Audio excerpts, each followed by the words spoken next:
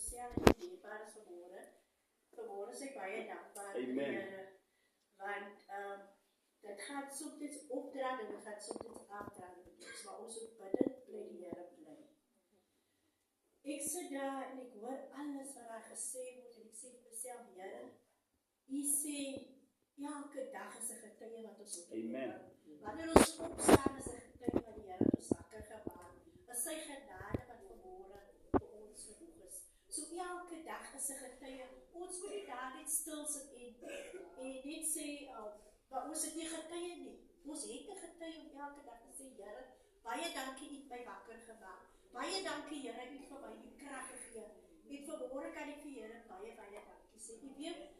Jy weet, ek sê vir die Here dankie want donderdag by die werk, ek my supervisor vir my die probation verslag laat teken. Ek sê, Here, ek kan nie glo, dis al weer 'n jaar dat ek in hierdie pos is. Jy weet, daar was moeilike tye wat ek gedink ek gaan dit nie maak nie.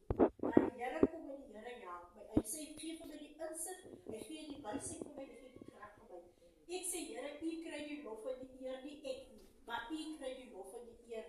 Dit laat my terug dat na Pastor 'n week of 2 terug gesê het, wat Pastor as polisieman gewerk het en hy moes soveel take verrig het.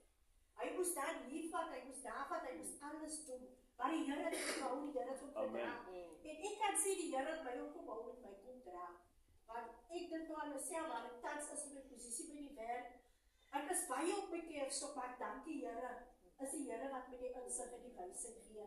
En jy weet, die jaloesie en die toxic environment wat daar soms is, sê vir die Here dankie. Wanneer mense sê, die environment is toxic, as ek Here U tree in, want ek weet die Here tree in. En die Here het al soveel keer vir ons kom bewys wat ek kan doen. Take wat ek gedink het, ek kan nie doen as ek dit kon doen, as ek Here, dit is net wat U kan doen. Dit is nie die Here. Daarom, elke dag van my lewe sê ek vir die Here dankie. Here, vul vir my met die Heilige Gees, elke dag wanneer ek by die weer uitstaan.